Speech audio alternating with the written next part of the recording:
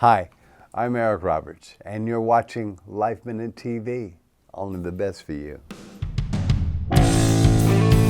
Legendary actor Eric Roberts has appeared in hundreds of film and television projects throughout his decades-long career.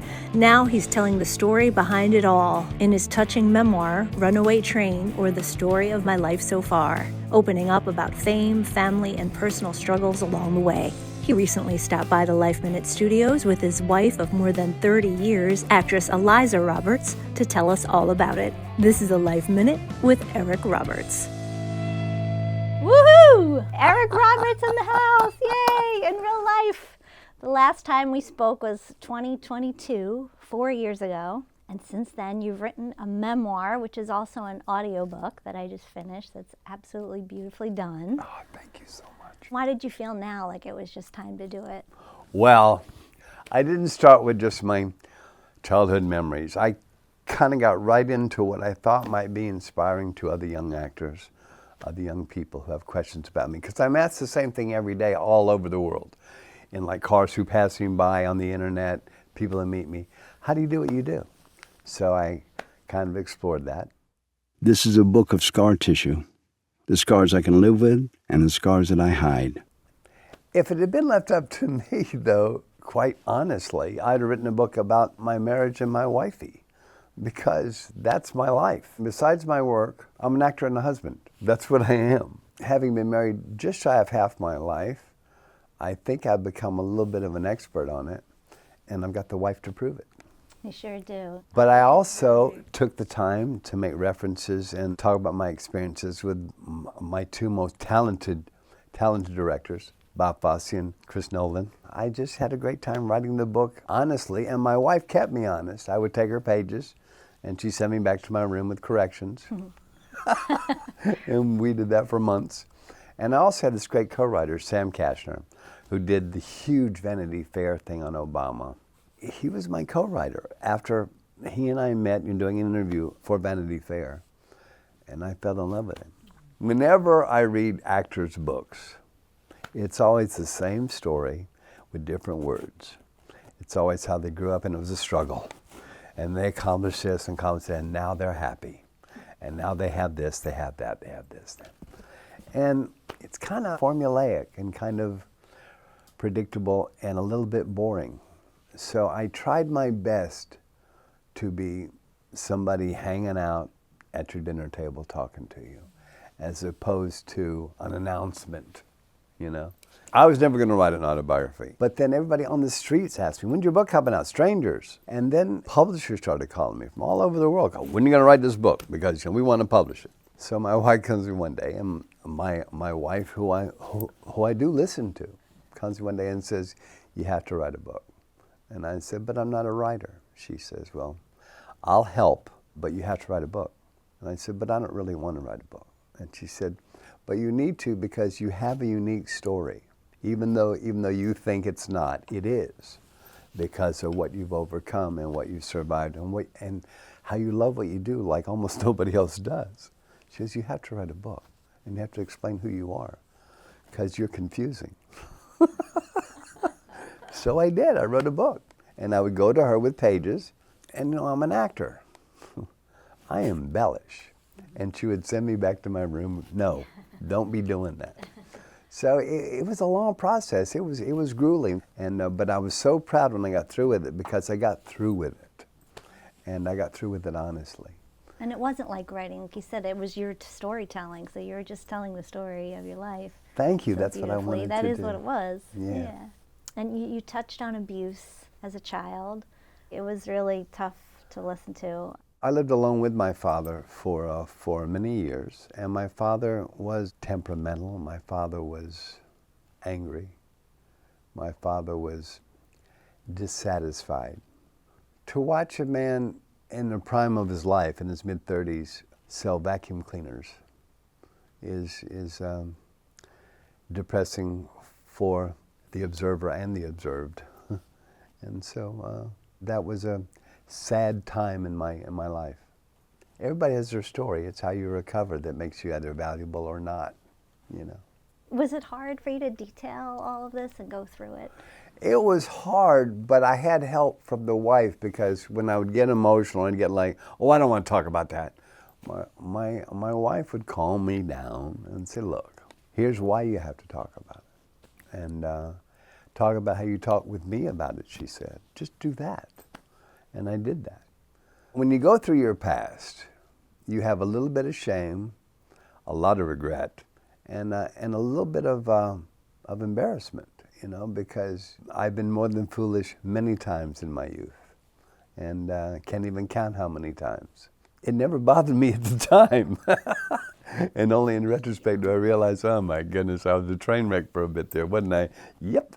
And so you go through who and what you are and why, and you forgive yourself. Good. I was going to say, was it healing for you? It was. Did you forgive yourself? It was. And yes, I did. Good, Yeah. good. I'm so glad to hear that. Thank you so much. I highly suggest the audio version because you can hear your voice in it, and you laughing, and it's really lovely.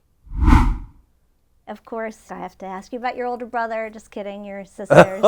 Your sisters, Julia My Roberts. unknown older brother. And Lisa Roberts, too, who's also in the business. We always leave Lisa out. Who say they didn't have the same experience you did.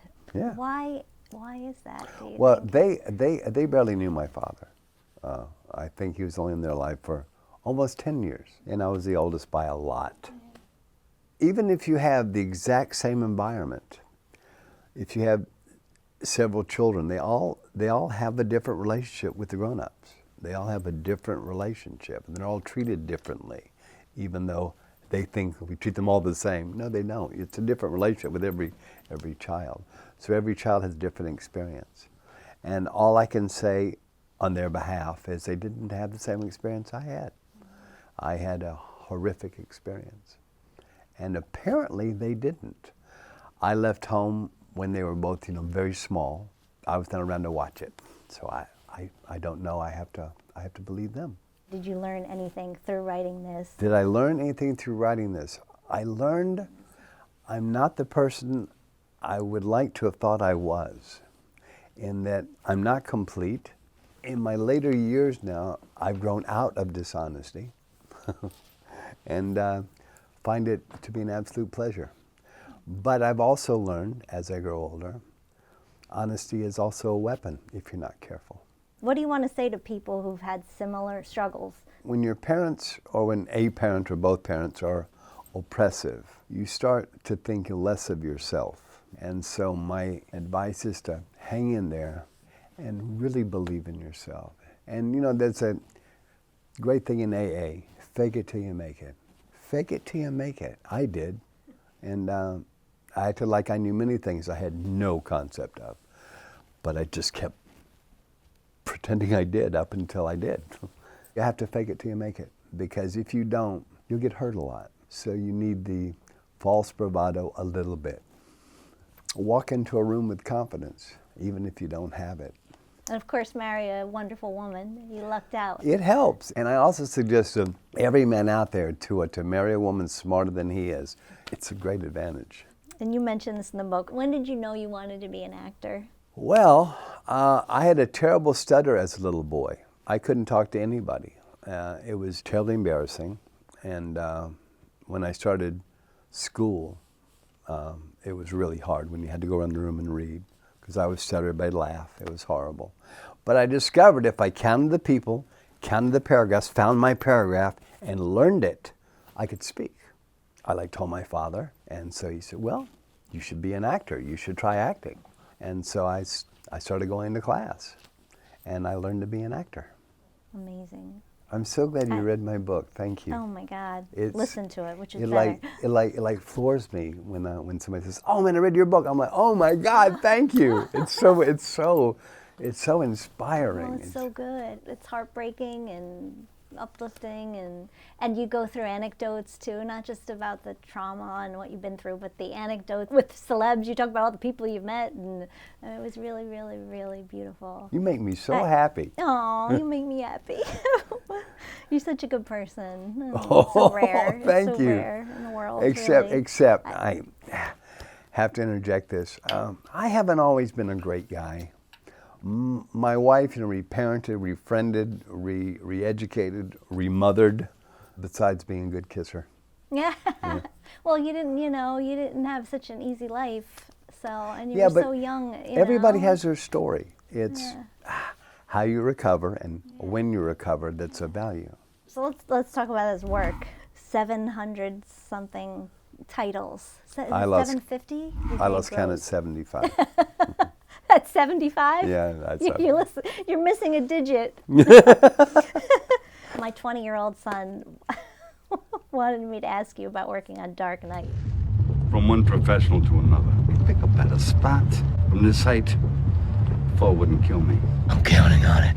Well, it was a big-ass movie. But it was good. Yeah, it was a good big-ass movie. Well, we shot all the Chicago stuff in Chicago, and then all the other stuff, all the Gotham City stuff, we're supposed to shoot at Pinewood. Well, we've all been to Pinewood. Okay, we're going to Pinewood. But we get there, and no, we're not going to Pinewood. We're going 30 miles north to the old Zeppelin hangar. Okay. It's about 3 football fields wide and about 3 or 4 stories tall. And you walk in, and if you're a movie geek, which I am, you walk in and it's all Gotham City. It is so amazing. And me and Gary Oldman had so much fun. It was like a dollhouse. We just went around playing dolls all day. On Heath Ledger, what was he like? Heath was lovable, sweet, not at all what I'd heard. I had heard, oh, he's so into the part, you can't get near him. Okay. But he wasn't like that at all. He was like me. He was totally approachable, totally funny, totally sweet. In fact, he's got a 3-page monologue he has to deliver with all the bad guys are all in the same room, and he stabs this guy's hand with a pencil and all that stuff. Well, we all get there early in the morning. We're all in our street clothes, and we have a run-through. And he starts his monologue, and he gets about a page into it, and he stops, and he turns to us, and he goes, "How am I doing?" Wow. He's so likable. You're doing great, dude. And he was. And we lost him. No, it's a shame. What were some of your other favorite roles? Well, I made a lot of movies. Sure so did. I got a lot of favorites. King of the Gypsies, Star 80, Runaway Train, It's My Party means so much to me. Love is a Gun means so much to me. Purgatory, my favorite Western. Me and Sam Shepard. He plays a marshal, I play the bad guy, he has to kill me. It's one of those, it's a lot of fun. And what are you up to now? Frank Stallone, I saw you just doing something with him. I love Frank. I like him too. Frank is such a nice, likable, sincere human being. Yeah. Oh, I love him. And I love his brother. I love Sly as a director. What a great leader. He's such a good director. So much fun to work for. One day, he's doing The Specialist. I'm in it with him, and I'm off one night, and I said to my wife, let's go watch him shoot like the fans. Let's go in there and watch him shoot. She goes, okay. So we sneak out, we're the big group, and we're watching. He's doing a scene outside with the Sharon Stone. And suddenly goes, cut. Eric! He knows I'm there. I don't know how Eric, I'm thinking about it. We don't have a scene together. I said, so write one. I'll write one tonight, we shoot it tomorrow. I thought he was showing off for the crowd, I'm like, oh yeah, right, okay, cool. But he did. He writes a scene, and we shot the next day, and it's in the movie, and it's in a scene where I put a knife in his eye. It's a really cool little badass scene. And don't stare so hard.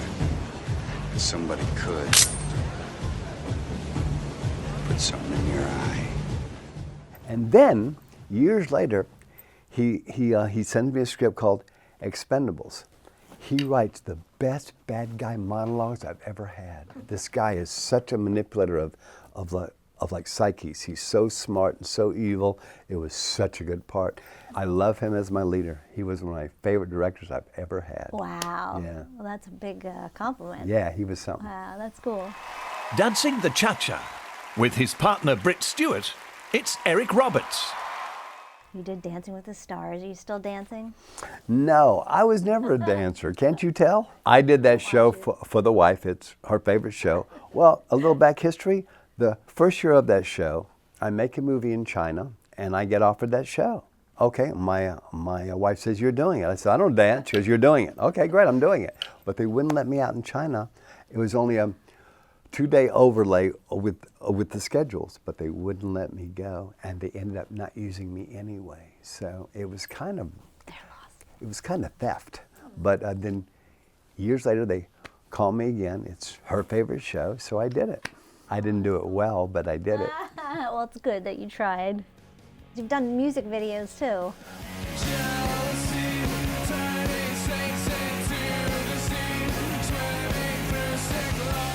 My first music video I was offered was from The Killers. And they called me, offered me a video, and I said, thank you, no, I don't do videos. And then my kids and my wife tell me I'm an idiot, call them back and say you want to do it. So I did, and they took me back. And it started a whole new career that all the 8-year-olds now see me at airports go, that's him, Mom! Right, They all know me. It's so weird. All the iconic actors do that. Yeah. Like your friend Christopher Walken, he did Walken, that too. the man. And I have to ask you about your stepson, Keaton Simons, who's a great musician, and he did the music in between the audiobook too. There's another darker side of me inside the lies. He's got a song called Other Side that kind of describes myself. And he has a song also called The Medicine that also kind of describes myself.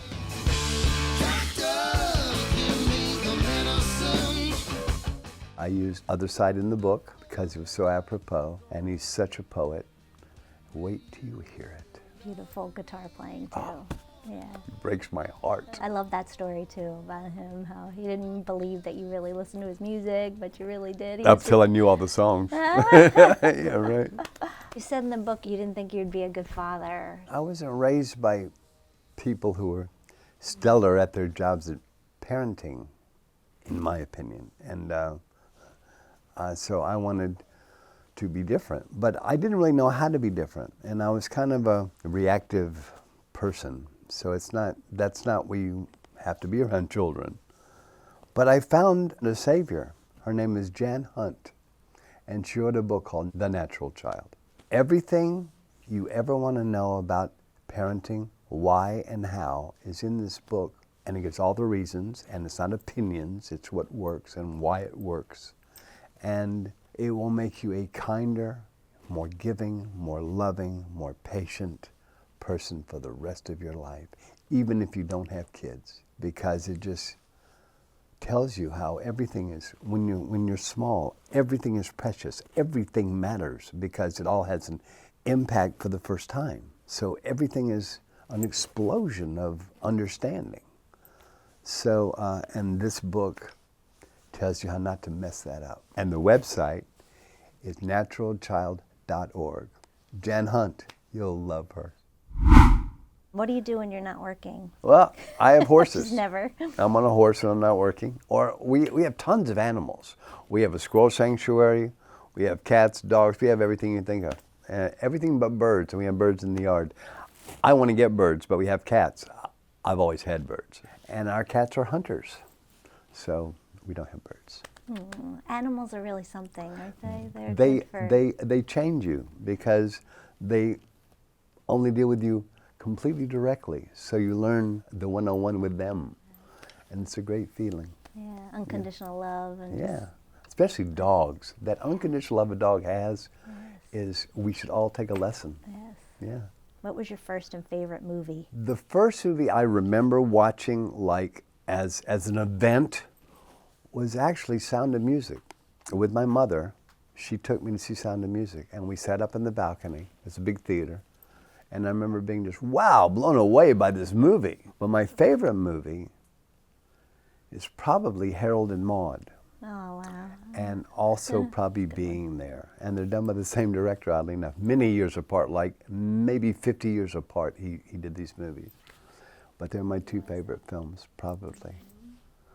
And my favorite actor is my wife. Oh. No, it's not because she's my wife, but because, you know, I didn't have to marry an actor. But she's just mind-blowing. She's a real actor. And you guys are acting together in a few movies, too. Tell me about that. Oh, yeah, What's we it like did. working together? Wait, here's a funny story. So years ago, I'm offered a thing called Love is a Gun. I love the script. I want to do it. But it's being produced by an ex-boyfriend of my wife's. And so I say, I want to do this, but I want her to play my girlfriend in the movie. He says, no, I can't have that happen. I said, okay, well, call me when it can. Click. And he does. He calls me back. He goes, I thought about it. Okay, we'll cast her in the movie. So she plays my girlfriend in this movie called Love is a Gun. She steals the movie. She's great in it. And it's me, her, and Kelly Preston. And also a sub-note. John Travolta comes to set one day, and he has Jet. as a little baby, and well, maybe 2, comes to set. And Eliza worked with his manager for like many years. They talked business together. And he comes, he goes, "Oh, Eliza, I was offered another horrible, violent script. And I object now. I can't do this kind of crap." She goes, "Oh, who's the director?" "Quentin Tarantino." "But I can't do this kind of violent stuff. I object." And of course, that movie is Pulp Fiction. She goes, "You have to do it. You have to do it. He's it right now. You have to be in his movie." "You have to do it, John." And I was standing right there, listen to this. "You have to do it. You have to do it." I'll give it a second thought. He leaves. He did the movie, thanks to my wife. I was there when it happened. Wow. She will argue with me and say, "Well, no, a lot of people said that, Eric, but it was her." Wow, that's amazing, isn't it? Gosh. What's something you'd want to do that you haven't done yet? Like, what's your dream role that you're going to get? My dream role, I want to play Nureyev after he stopped dancing. Because years ago, they were going to make a movie about his life, and they called me for it. And I said, maybe, let me do a little homework, and then I'll get back to you. I did a lot of homework. I love the guy. And he was also gay at a time in Russia when if you were gay, they killed you. So it wasn't cool to be gay. And so I wanted to play all that, the whole thing, get it out there and expose him. So I did all this research, did all this homework on him, and then it didn't happen. But I had all this. And I heard these old recordings of him, and the way he talked. He sounded like he smoked way too much. He did smoke. He smoked, he drank, he drugged, everything.